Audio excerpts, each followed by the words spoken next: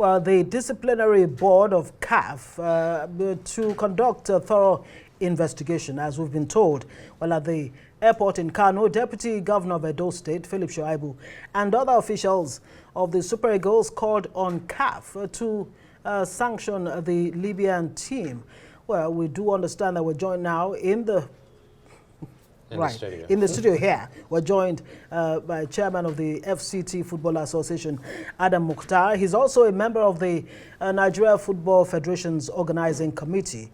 Well, also joining us is Pinnick, who is a former president of the Nigeria Football Federation and former vice president of the Confederation of African Football. Thank you so much, both of you gentlemen, for joining us. Let me start with you, Pinnick. I mean, you would understand what's been happening with the Nigeria and Libya contingent. First off, is this even normal? The Libyan authorities, the LFF, has responded quite tersely, saying we firmly reject any claims of foul play or sabotage, claiming that they actually had a similar experience here in Nigeria. Are you satisfied with the Libyan response so far? Thank you very much for having me. I'm far away in Morocco, and last night I was in Lagos when I got the first call about 9 o'clock from the president of the Nigerian Football Federation, and immediately I swung into action. I got through to the general secretary of CAF and then the director of competitions, and immediately we tried to reach out to the Libyan authorities. A day before then, the president Al Shamani resigned his position, as president. So I tried to reach him. He's also my colleague in CAF Executive Committee. So I tried to reach him to find out, what was going on. And he told me that he was incapacitated, that I should try and get through to the general secretary. Now the CAF general secretary called me back and told me the general secretary was, said everything was okay. I said, that's a big lie, and that we should not listen to lies. We have our players. Our players are priceless asset to us, and we cannot keep them in that kind of condition. We're coming for a game, and so immediately the CAF general secretary understood everything I said. I said, okay, let's see how we can deal with it. But at the end of the day, in Libya at the moment, we have two governments, one in Tripoli, one in Benghazi, and everything that they tried to do, it was clear as crystal. They didn't want this game. They didn't want to. They wanted to frustrate the Super Eagles. They wanted to do everything humanly, materially, spiritually possible to ensure that even if they get on that pitch, mentally they will not be ready to play. But I think they failed because we took the right decision at that time. Waking up this morning, we didn't even sleep all through the night. I was in touch with the president. I was in touch with the minister. I want to also commend the spirit of the minister, and also reach out to his colleagues, and in fact, every Nigerian authority was concerned today. As early as 6 a.m. this morning, I was able to get again through to the president of CAF, and I put a call, me, him, and the president of NFF, on a three-way call for a few minutes, and immediately he decided to swing into action. Of course, at that point, there were a lot of things that he was still very surprised. And I told him clearly that, look at the position. These boys, you cannot keep them here and expect them to go on the pitch. And we're going back and forth. And when Ekong eventually called me on his own and said, President, we are not playing. I said, listen, you cannot even play. And that was the situation. And I think they took the right decision. It depends on how we present our case. We have a very solid case. First, we're going to go to Benghazi for the game, mid-air, which also is very risky, very dangerous, because you didn't know the fuel capacity of the plane. You didn't know anything. You told them that from higher authorities, the plane should land in a very tiny airport that is not even, that's not accredited as an international airport. I mean, so that is a red flag. You told them to land there. They landed there. You kept them there for how many hours? And of course, some of them became unwell, and there's no way they would have gone, but we're looking at it, what is the possibility, And I also want to make this very clear, in CAF, our priority are players, because without players, there's no CAF. Without players, there's no FIFA. So in CAF, we pay special attention to the welfare and well-being of every player. So it was a very horrible experience. The Libya does not have any excuse, because I also followed through what went through when they came to Nigeria. The same thing South Africa did. They were meant to leave earlier. They left late and landed in Port Harcourt. Of course, they couldn't. People always try to make stories just to either get their country people feel that they are not at fault, or they just want to push the blame. So to me, I think we took the right decision. Kudos to the President of the Federal Republic of Nigeria, the Minister, and everybody. I think possibly I can sleep well tonight. It was a very difficult call from last night up to this moment.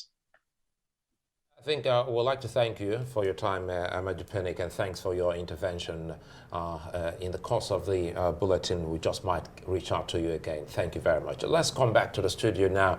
And Mouktar, one of the key concerns, if you listen to Pinnick there, is the situation in Libya. How feasible, or what's the policy in football to the extent that in crisis, zones or areas, players are still sent there, especially in Libya where you have factional governments? Thank you very much for having me. I would say that this is probably one of the worst incidences in the beautiful game in a very, very long time. A lot of questions are being asked because this is, I would say, a global sporting disaster. The world saw the ugliest side of African football, as I may say. They didn't have any regard for the welfare. They didn't have regard for our nation, and they disrespected the ethics of football and the ethos of sportsmanship. But then, yeah, we could talk from now till forever. The main thing, I think, is CAF is investigating, and I hope that they will come out with a very strong message, a punishment that would send. Because this is something that people say, oh, it happens in African football, it's back and forth, it's normal, it's expected. It brings the game into disrepute. So I think that we need to see a very strong and clear message. And then it also sends a clear message to the players that they're being taken care of. And then also you ask this question that what damage has this done to the game and to our country, to our psyche? And how can this be but I must give kudos to the Nigerian authorities. The Minister of Foreign Affairs did well to also, from his side, and the Minister of Sports to coordinate and to ensure that this was properly resolved. And I think the right decision was taken because the players didn't have it, again, in their heart to go and play. And these conditions. And then you ask also, why was the game even taken there if the conditions are questionable? And then, lastly, I would say you ask the question, how can this be mitigated so that it will never happen again? Yeah. And I think CAF needs to step up. There needs to be a very strong protocol that would have like an advanced party to go and ensure before teams fly, and they will also be able to see for their eyes, because now it's our side and their side. So the evidence, how will CAF decide on such evidence? And then also, I think, is Libya stable enough to play such matches? These are all questions that the investigation must come out with because the world is watching.